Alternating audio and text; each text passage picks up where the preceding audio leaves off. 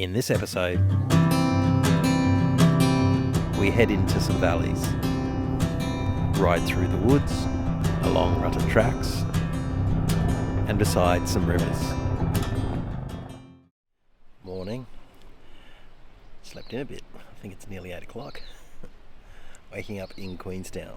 Well, I think I should go try and find some breakfast. Left my steel drum. I walked the 700 metres into town. Not going to subject myself to that. Cookies for breakfast? How cool is this tree in the centre of town? I had a curious check of prices in Queenstown. When the starting price is around 2 million, I don't think I'll ever be living here. It looked like there were some pretty good venues for going out here at night.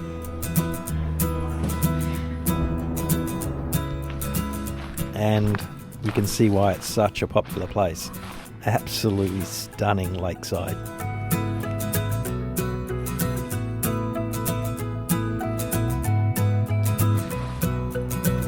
I'm not sure what's the difference between a hotel and a private hotel, but what's that saying? If you have to ask, you can't afford it. Is that what that's for? I went into the grocery store and seeing I'm a fan of berries.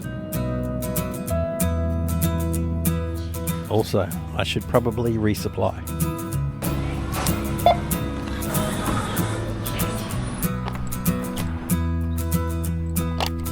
After eating breakfast, I made my way out the front.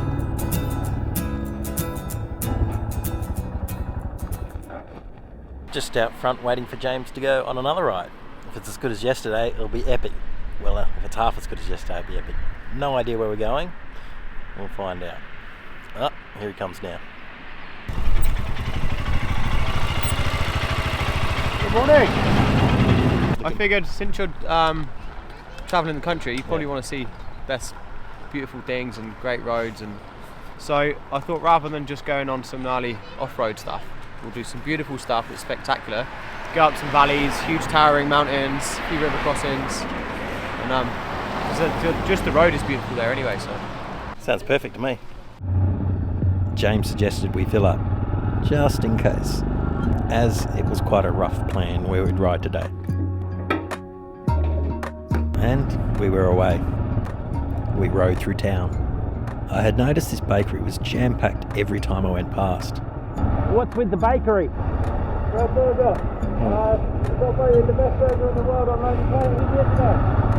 It's still like that every day. Every day. They had a queue for the burger, and then they started the bakery, then they started gelato. They got 2 gelatos and a bar now as well. Well, they must be doing something right.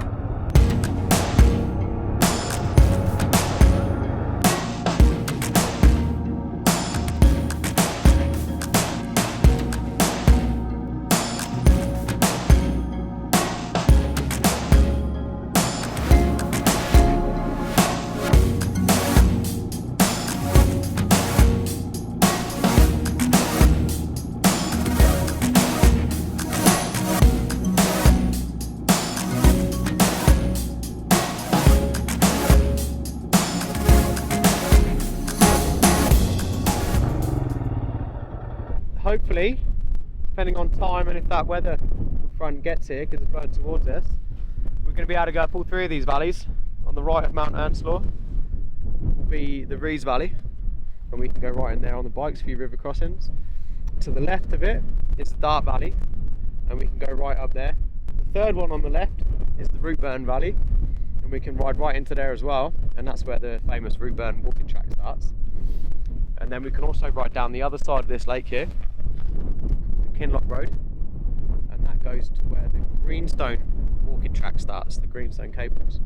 So hopefully, if we've got enough time, we'll be able to do all of the valleys and down Kinloch, then we've seen everything. Well, that definitely sounds like a plan.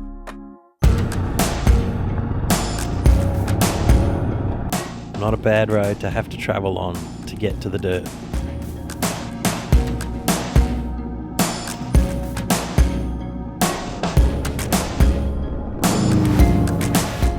we pulled over to have a look from lake level.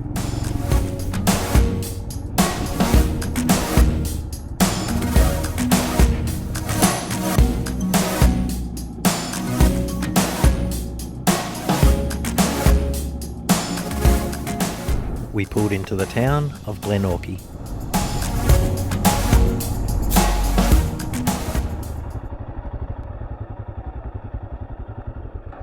Saw the steamboat. Used to come up here with loads of sheep and cattle and stuff like that, and it'd park up here, and this was a rail track. That was the shortest rail track in the world, probably. It went from there to here, and they'd load them up and off they went into the farm. It may not be the shortest train line in the world, but man, it can't be far off. That is a short track. Yeah.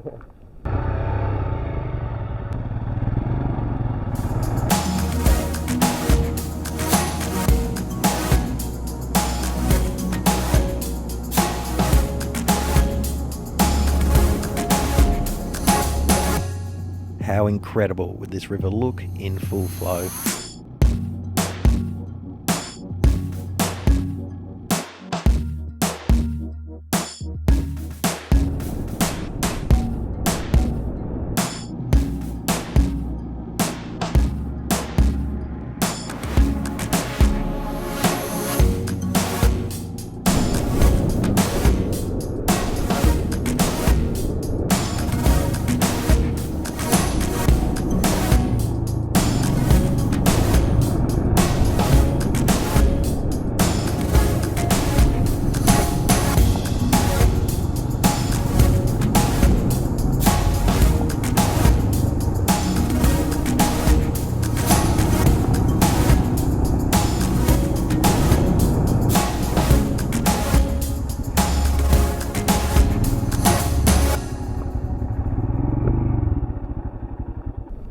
$18 a beer is what I paid last time.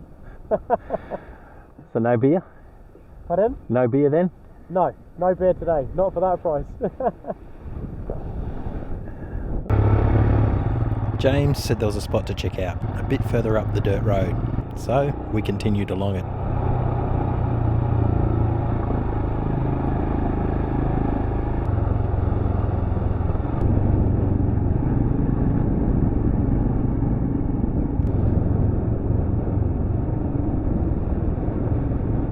James was looking for a trail. He spotted the track, so we turned around.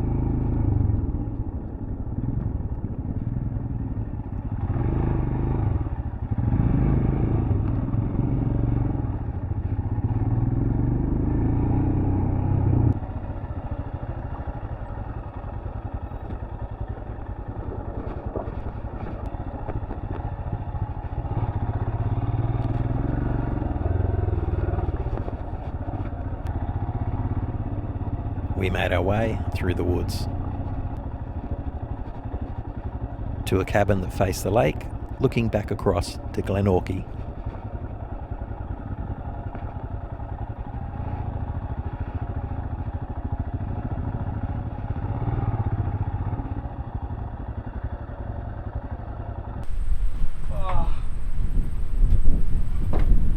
We should just park up here for the night. So, there's a bonus of riding around with a local. You get all the little places you wouldn't find on your own. This little epic hut in, where are we? Kinloch. Kinloch. So you just got to drop off the dirt track and through a little bit of forest thing and then out to this insanely beautiful place. Not a bad view for whoever owns the hut. Look what I've scored. Score. Oh, there's more here too. James, there's more. Oh, great. I'll take some. We chilled out for a while, eating berries. Then we headed off to explore another valley.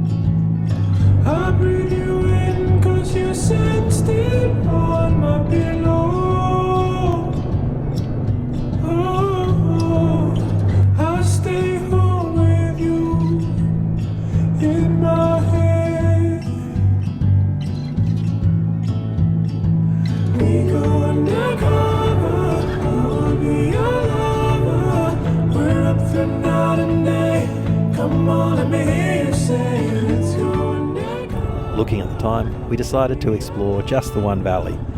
Otherwise, we'd be out here in the middle of the night. So we better stay.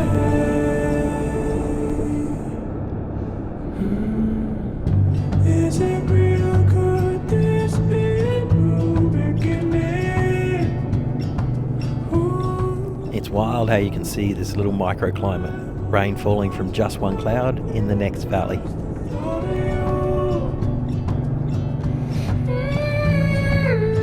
But there's a fire in my soul that keeps me spinning. Ooh. And screaming, now is the time to follow through. Looks like we have another sidetrack.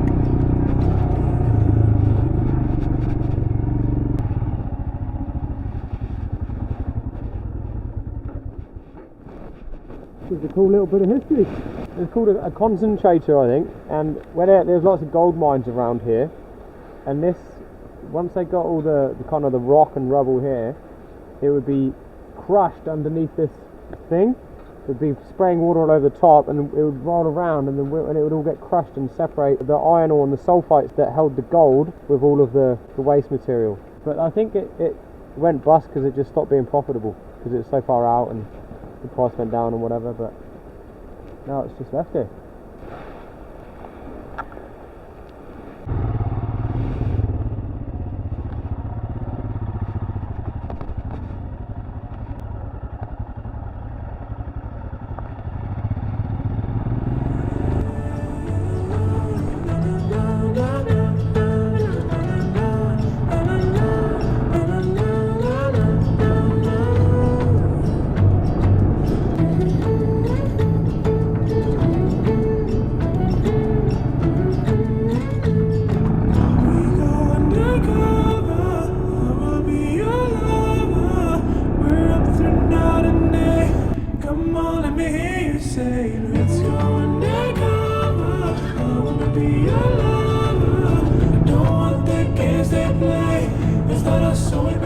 We drop down into the next section of valley.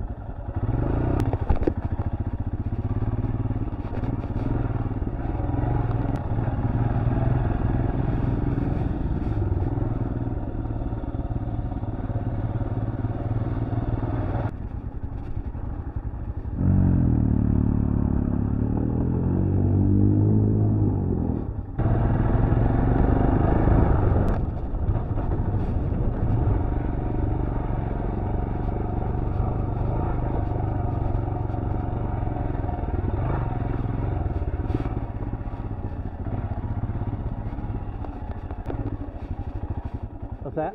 White-tailed deer in the valley. James had spotted white-tailed deer. This was not a hunting area, so they were safe out in the open. It carries on going down, and then if we go left at the end, if we were on foot, there's a walking track called the Dart. This is the reason they join up. There's a big loop that goes around this big basin, around this mountain range here. But if you get to the end and you go right, you hop over the Cascade Saddle, and then you're in the Mutuki, which is from Wanaka. So everything's really close. And then just as we came in, we looked over to the left, over the Dart Valley, and we hop over that range, and then you're on the west coast. So New Zealand's very small in this sense. It just takes ages to drive everywhere because the mountains are so steep in between. You kind of have to be walking to get the shortcut.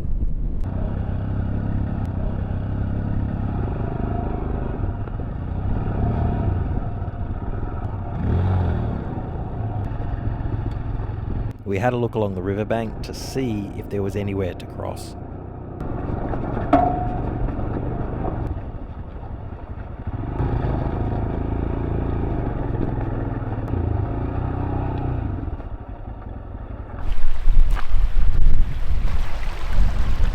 This area is so pristine, you can drink water straight from the river. So again, James has taken me down another epic little valley, the Rees. Alright, it's not really little, it's quite big, and there is a glacier, I think, up here. Yeah, Just up here, on top there's of a few. There's one there. There's the Enslow glaciers further up, just behind the hill there. So yeah, 2 glaciers. I'm not going to stand on them today because that's another 5 days mission by the looks of it from here. We have come to the end of the road.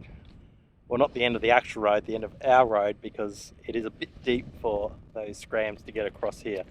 It's at least 2 to 3, probably 3 feet. Yeah, probably. At 3 feet deep, so we're not going to test it today. We can see the tyre tracks of the four-wheel drives over there. We've got about, what, 800 mil before we hit the air filter? I've got close to that once only, so we're not going to try that today, as it's the end of the day too, and I'm getting a bit hungry. How about you? Yeah, I am. Could do a bowl of chips. So we got back on the Scrams and headed off over the rocky edge of the river.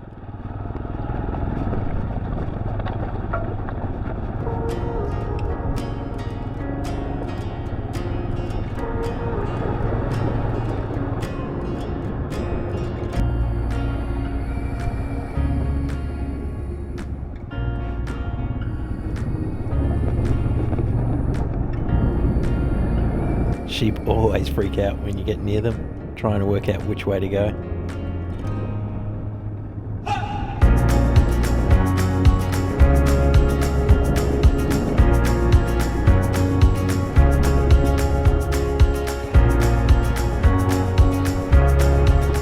Imagine how much water had to run down here to move these boulders.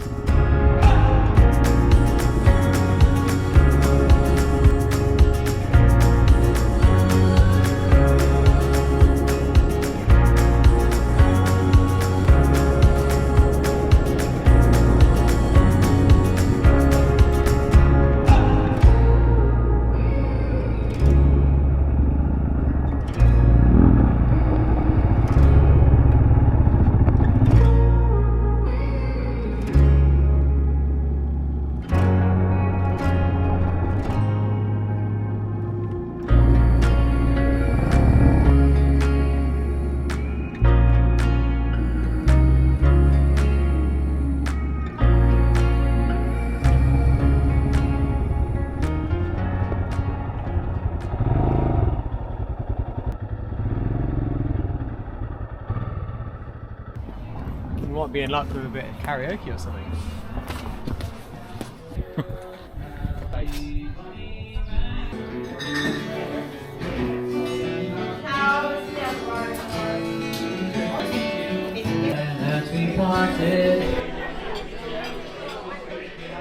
I'm gone for the really hot chips. Oh. And the beef burger. It does look good. Maybe I got the wrong thing. Oh no. There No. we go. Look how big the plate is. There you go, sir. Well, that'll fill me up. Damn. Should I use knife and fork or?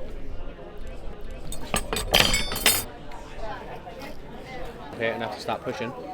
Maybe I got the wrong thing. That looks great. That's good.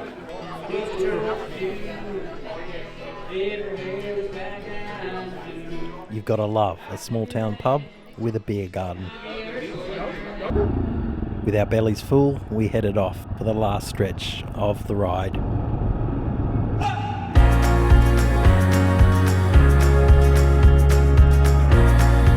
We blasted back into the afternoon sun.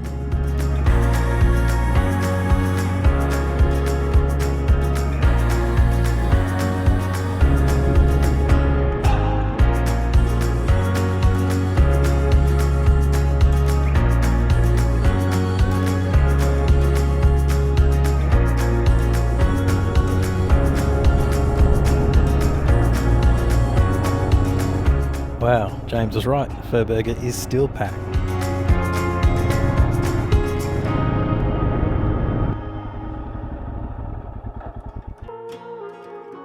Now, this is probably the best way to end another great day of riding.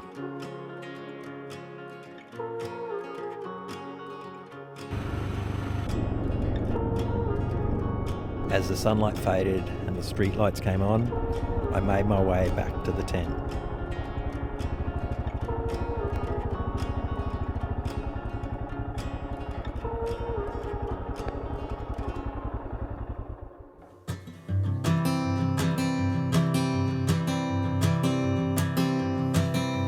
Oh my love, you're such a fragile thing, I know. And with the winter comes the ice, the snow. In the next episode, I ride up a steep, rough track, past some cool looking rocks, drop down into an amazing looking valley, and end up at a lake. Don't worry about the cold just yet. The trees haven't started to shed.